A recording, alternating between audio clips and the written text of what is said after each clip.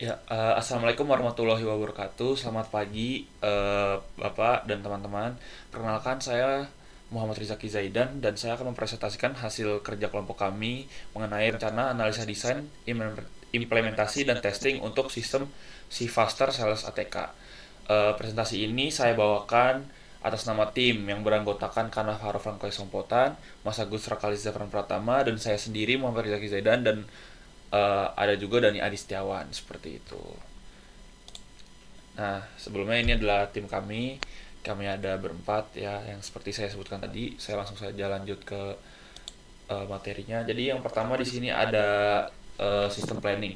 Jadi sistem planning Faster atau Sales ATK di sini kami kembangkan sebagai sistem informasi penjualan berbasis web yang membantu mengelola data produk, pelanggan, transaksi pengiriman, dan pelaporan secara terintegrasi sehingga proses bisnis penjualan ATK ini menjadi lebih efektif, akurat, dan mudah dikendalikan.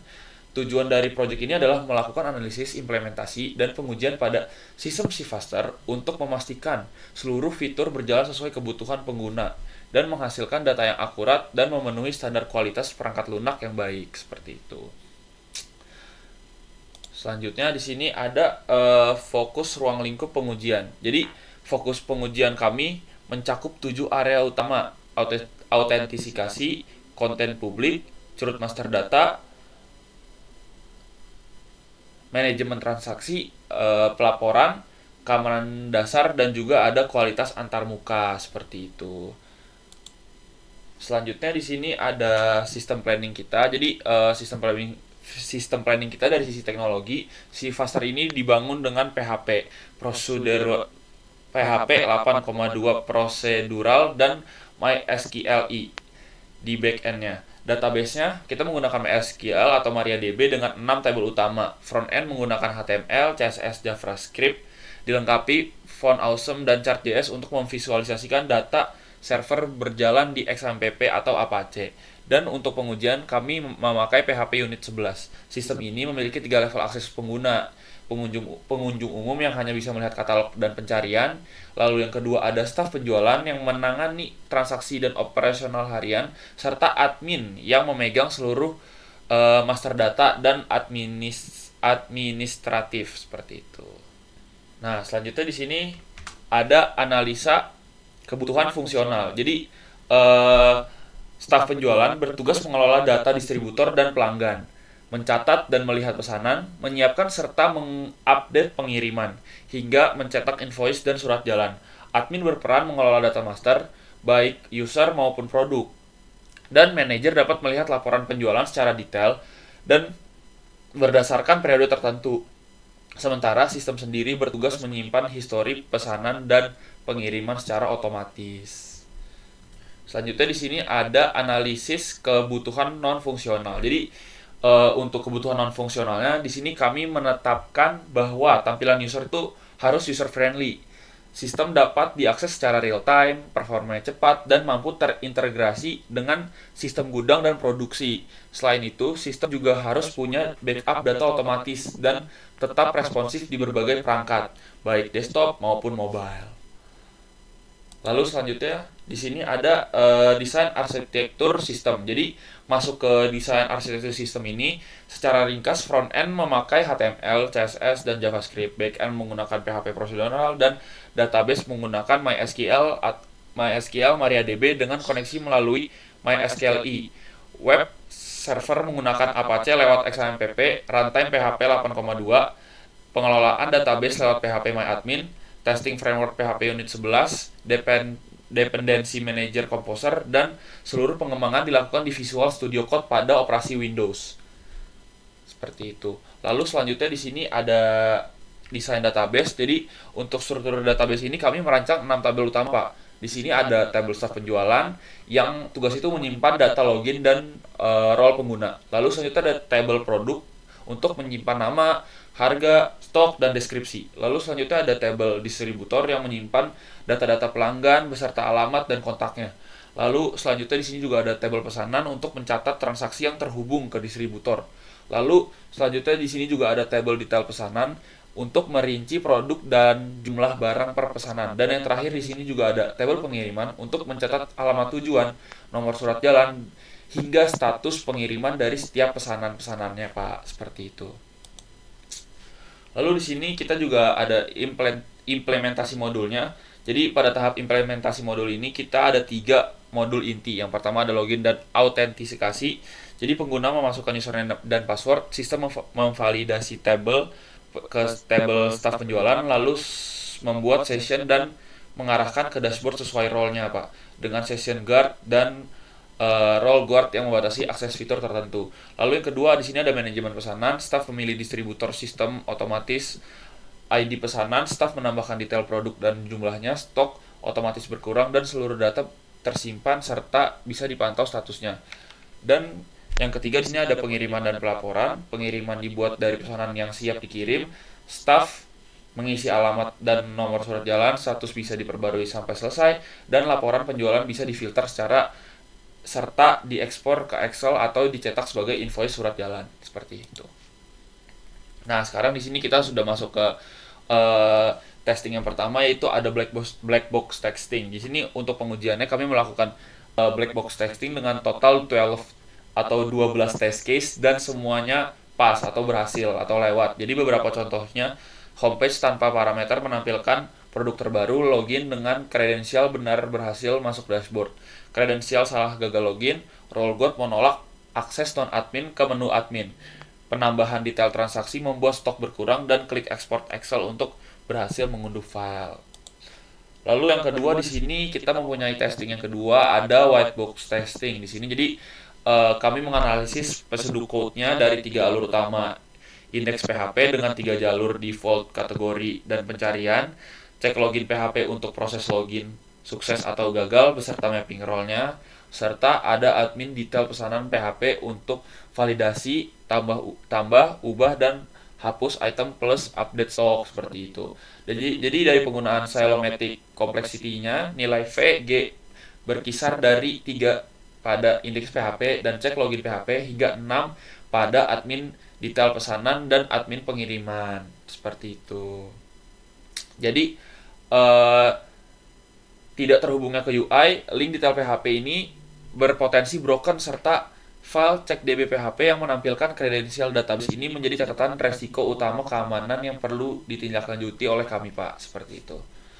Nah, selanjutnya di sini ada pendekatan desain test case. Jadi dalam mendesain test case ini kami menerapkan 5 teknik, yaitu ada equivalence partitioning untuk input valid atau invalidnya dan role admin atau staff. Lalu yang kedua di sini ada boundary value analysis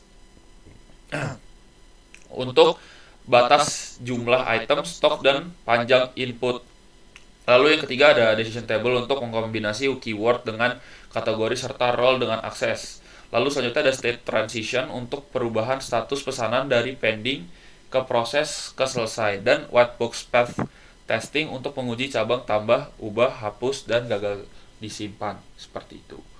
Lalu selanjutnya di sini ada rangkuman test case fungsionalnya. Jadi secara keseluruhan test case fungsional kami itu terbagi menjadi 5 area, Pak. Di sini ada login akses, itu ada 4 test case, lalu katalog produk ada 4 test case, kurut master data ada 6 test case, lalu ada manajemen transaksi itu ada 7 test case. Seperti itu. Lalu ada juga pelaporan dan cetak yang ada 5 test case gitu, Pak. Ada 5 test case. Selanjutnya ada user acceptance testing. Jadi untuk user acceptance testing ini kami mengajukan 20 pertanyaan kepada pengguna dan hasilnya semua dijawab ya. UAT ini mencakup login dan logout, akses berbasis role, truth, distributor, produk, dan user, pembuatan serta pengelolaan pesanan, manajemen pengiriman, hingga filter dan ekspor laporan. Artinya dari sisi pengguna sistem ini sudah dianggap memenuhi kebutuhan mereka seperti itu. Lalu selanjutnya di sini ada regression dan OO testing. Jadi kami juga melakukan regression testing dengan 11 skenario yang wajib dijalankan ulang setiap ada perubahan pada sistem, mencakup autentikasi, session, role, CRUD, master, transaksi, pelaporan, dan dashboard seperti itu. Lalu selanjutnya di sini ada metrik kualitas. Jadi dari metrik kualitas, kopling tergolong sedang hingga tinggi karena banyaknya include antar file cohesion tergolong sedang karena tiap file ini relatif fokus pada satu fitur, dan complexity sedang hingga tinggi terutama di modul transaksi dan laporan. Reusability sedang, dan untuk did dan nos itu nilainya 0 karena sistem ini belum menerapkan arsitektur kelas domain, masih bersifat prosedural seperti itu, Pak.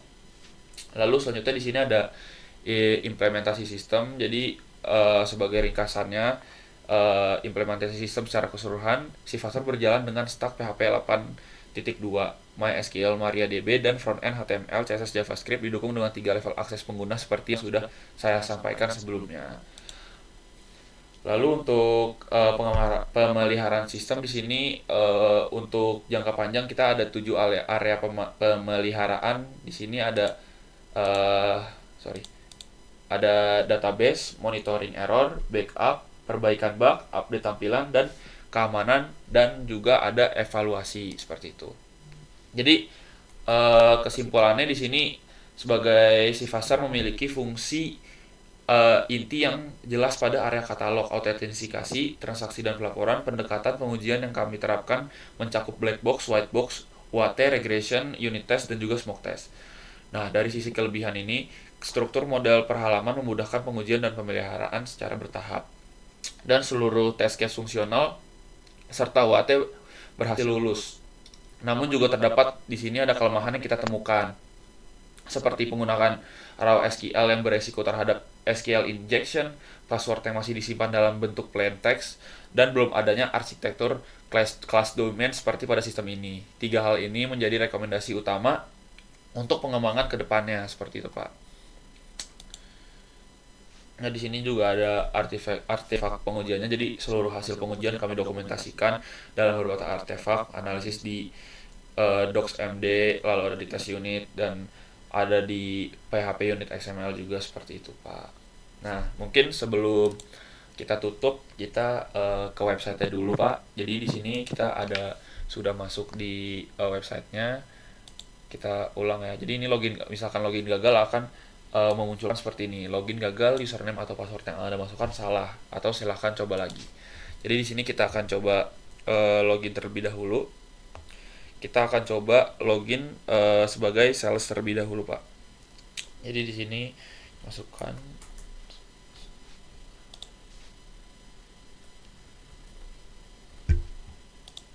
Nah, di sini kita sudah masuk ke dalam dashboard salesnya, Pak. Jadi di sini sales, dan di sini udah ada websitenya. Ini untuk yang pengguna biasa yang bukan sales dan juga bukan admin. Nah, di sini ada dashboardnya. Nah, di sini tuh kalau misalkan kita menjadi sales biasa yang bukan admin, di sini ada dashboard, data distributor, data pesanan, dan juga data pengiriman, dan juga laporan penjualan. Nah, sekarang kita akan coba login menjadi sales admin.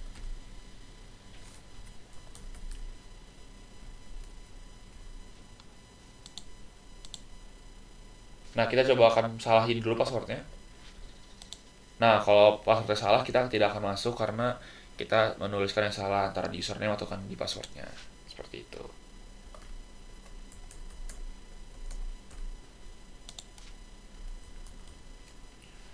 Nah, ini kita sudah masuk di sini menjadi adminnya. Jadi kalau menjadi admin di sini ada kelola data master, Pak, yang isinya ada data user dan juga data produk. Nah, mungkin mulai kita tes saja di sini. Nah, di sini ada daftar-daftar usernya, dari admin, staf penjualan, sales ini, staf penjualan biasa, seperti itu, Pak. Di sini juga ada data produk untuk menambahkan produk atau menghapus produk atau mengedit produk, seperti itu, Pak. Nah, di sini ada data distributor.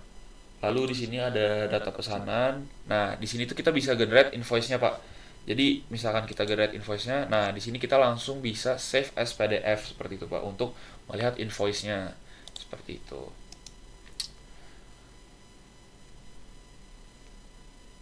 Nah, di sini kita bisa menambahkan pesanan baru, Pak. Jadi di sini misalkan kita tanggal ordernya di 6/29/2006. Di sini kita coba tambahkan 29 Juni, toko standar jalan misalkan di CV dengan status pending. Kita simpan pesanan Nah, berhasil. Jadi pesanan tuh langsung simpan berhasil. ID-nya juga langsung auto dibuatkan karena di sini ada tulisannya ID akan dibuat otomatis secara disimpan. Nah, di sini ada status pending ya, Pak. Ini kita bisa lihat detailnya. Kita bisa tambahkan produk juga, misalkan kita tambahkan pensil dengan quantity 12. Kita bisa tambahkan item. Di sini item berhasil ditambahkan. Nah, kalau sudah kita coba ke data pengiriman. Nah, di sini ada daftar pesanan yang siap kirim. Di sini ada, kita bisa lihat sendiri ada satu yang status pesanan itu pending. Jadi kita bisa langsung proses kirim. Nah, di sini kita simpan. Nah, dan berhasil. Jadi sudah berhasil dikirim seperti itu, Pak. Jadi dia langsung auto ngisi ke sini dan kita bisa langsung kirim seperti itu. Nah, di sini yang terakhir ada laporan penjualan, Pak. Jadi di sini karena ini website kita semester lalu, jadi kita ubah dulu tanggalnya mungkin di bulan eh, Oktober sampai Desember. Coba kita tampilkan. Nah, di sini ada grafik, ada total omset, ada total transaksi, ada produk terjual. Di sini ada 2.271 unit. Dan di sini ada 5 produk terlaris seperti buku tulis dan lain-lain yang di sini, dan di sini juga ada grafik penjualan harian ya, Pak. Seperti itu. Nah, mungkin sekian presentasi dari saya. Kurang lebihnya mohon maaf. Wassalamualaikum warahmatullahi wabarakatuh.